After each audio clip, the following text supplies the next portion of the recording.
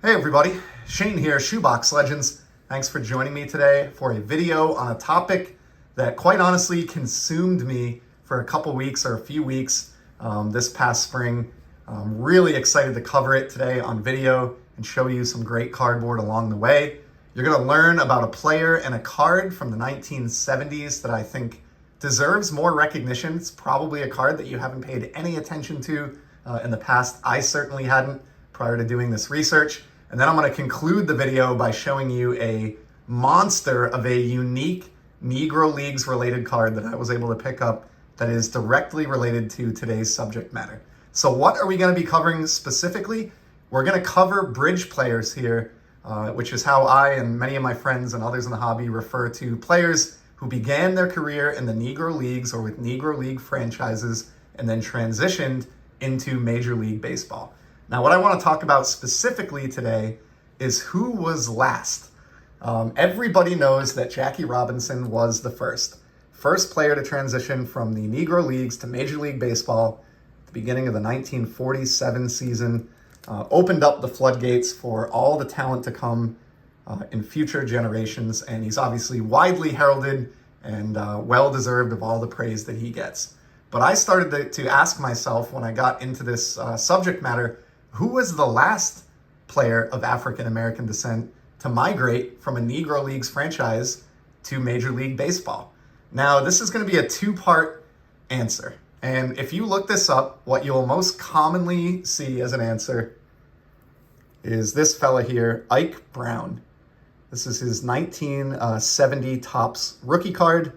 Ike is referred to, even on his Wikipedia page, right in the opening paragraph, as the last player to transition from the Negro Leagues to the Major Leagues.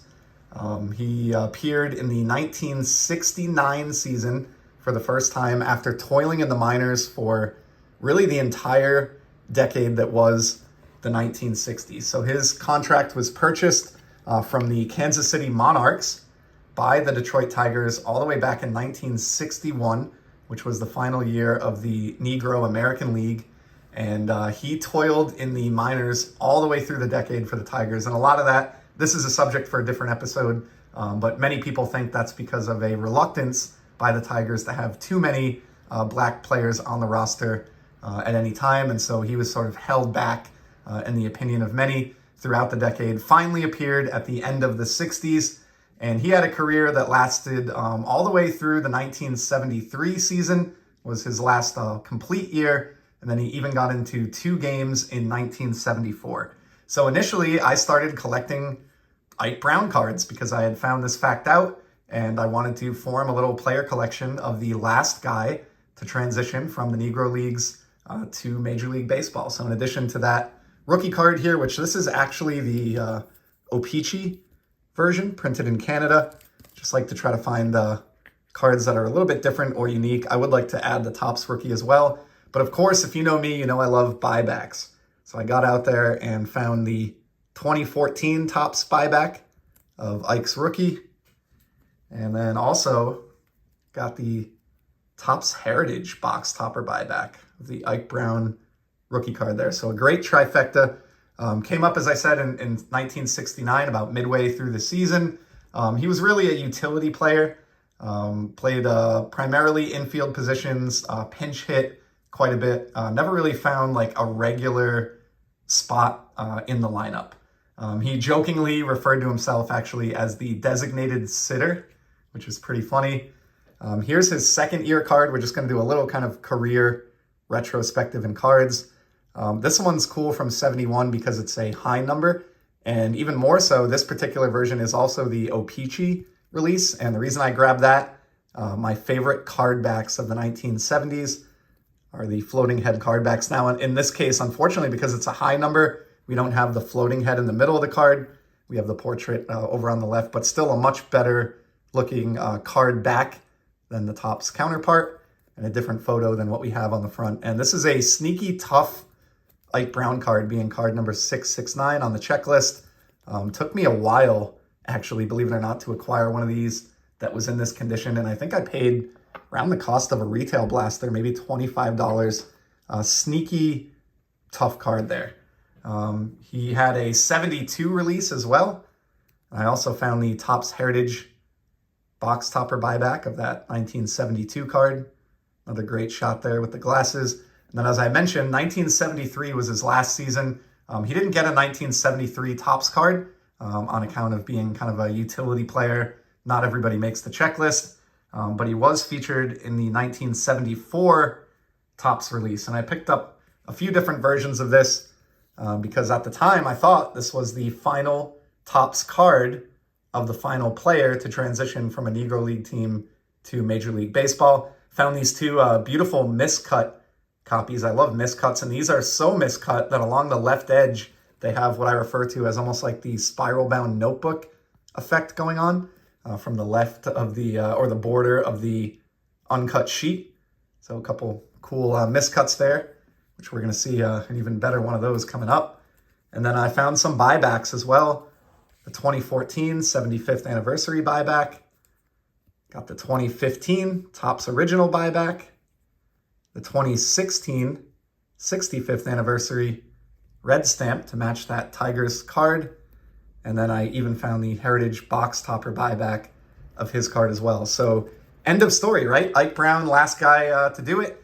And that's the end of it. Well, not so fast. As with many things related to the Negro Leagues, it's very murky.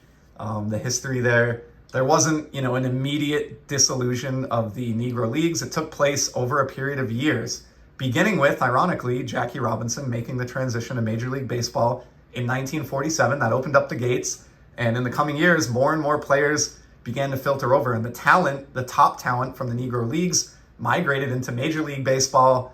Eventually, the Negro National League disbanded after the 1948 Negro League World Series. Some teams folded up from that league permanently. Others went back to barnstorming.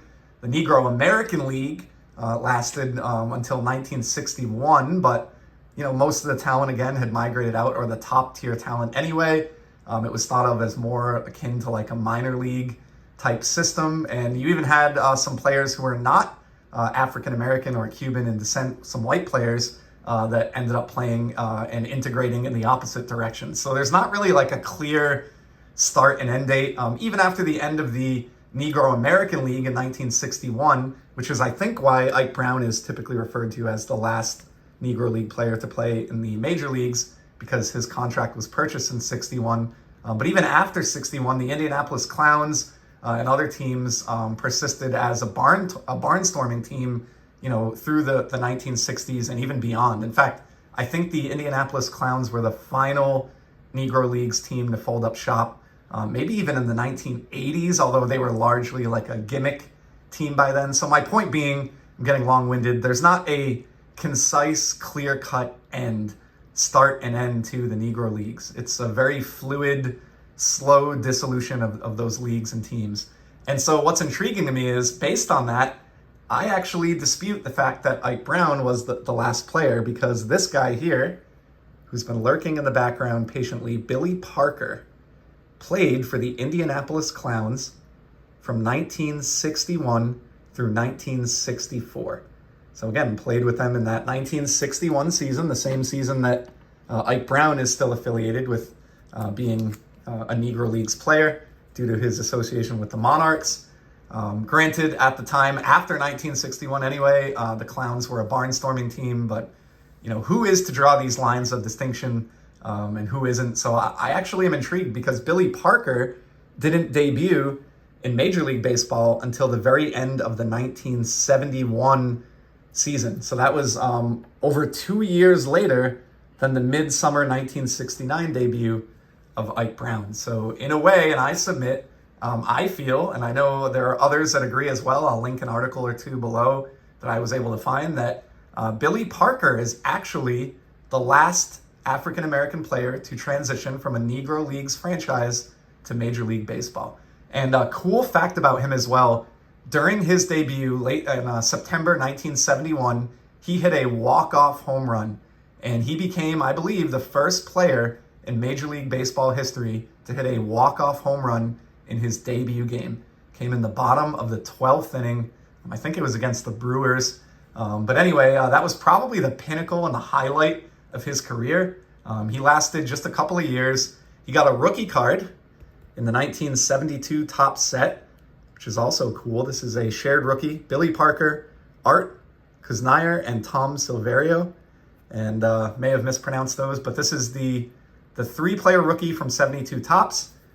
And then he got his own standalone card in 1973 Topps Baseball. These would go down as his only 2 Topps cards, or really cards issued by any manufacturer professionally when he was playing professionally. So we have the 72 rookie, the 73 standalone, and just like I did with Ike Brown, went ahead and formed a little collection here of Billy Parker to pay tribute to this gentleman. I had not heard of him at all until I started doing this research, and I think he's somebody. These cards are dirt cheap. Here's an O-Pee-Chee version of his rookie, that nice bright back to go with the Topps version that we just saw a minute ago. And then obviously, as you know, being a buyback fan, had to track down a buyback. But this drove me nuts. Topps did Billy Parker dirty here by putting the buyback stamp right over his face.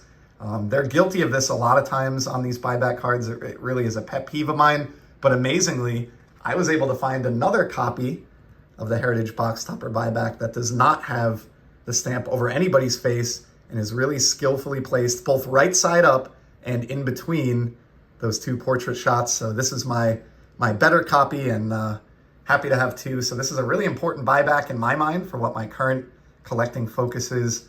The rookie card of the last player to make the transition from a Negro League franchise to Major League Baseball, Billy Parker of the California Angels. One more cool one on the rookie card front, and then I'm going to show a couple really special cards to close it out.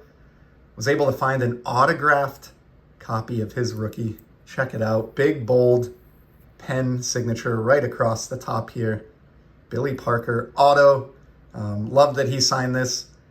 And this is a centerpiece of my Negro Leagues focus and the collection that I'm trying to build this year.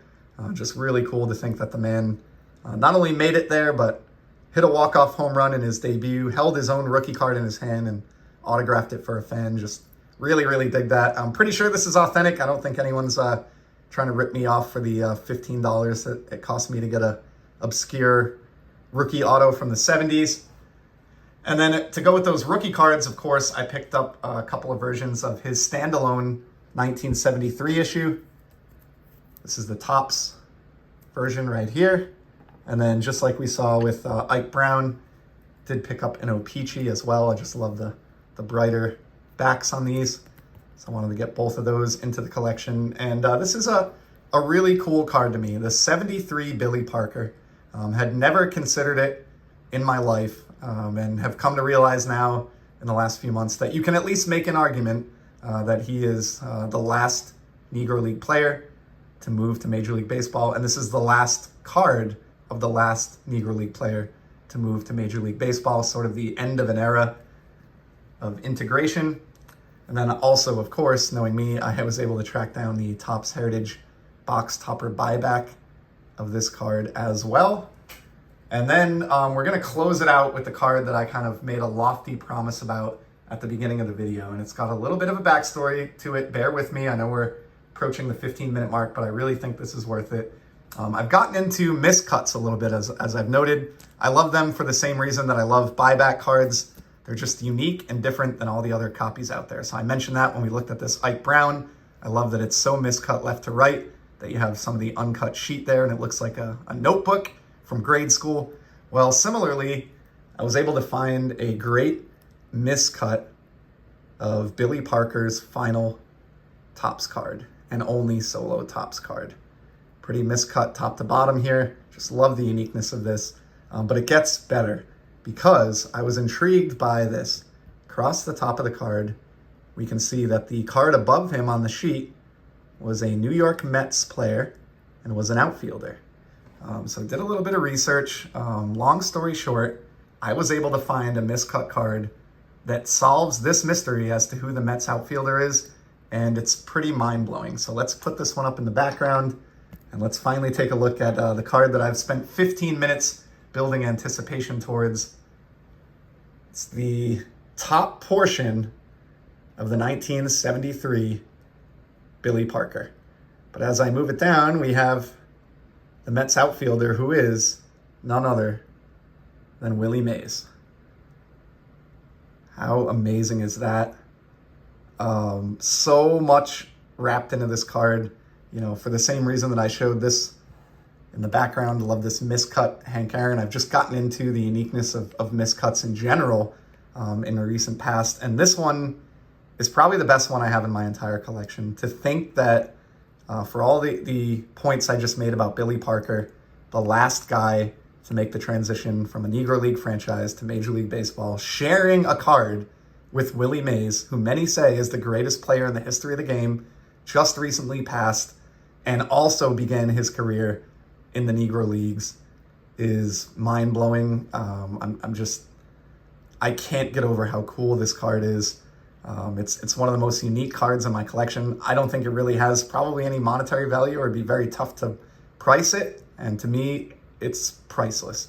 In case there's any doubt that this is the Billy Parker on the back with the Willie Mays, you can actually see the top of his cartoon right on the back, which indicates that Billy's hobby is hunting in the off season. So just an epic, incredibly meaningful card.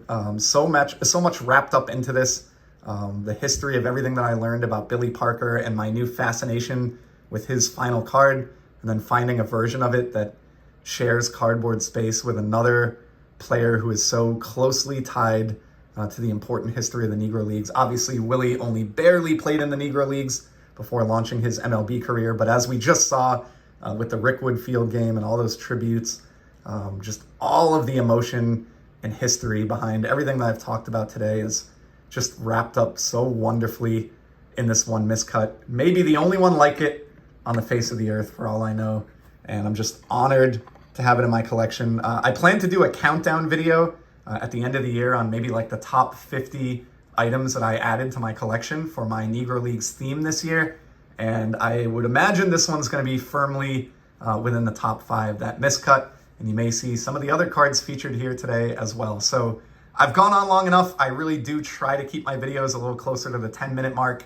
But this is one that I spent a lot of time on, had a lot of great cards to show off, and was really excited to get to. So I hope I've opened your eyes a little bit to the mystique that is the 1973 Topps Billy Parker card, or even some of these Ike Browns or other cards that we've looked at today.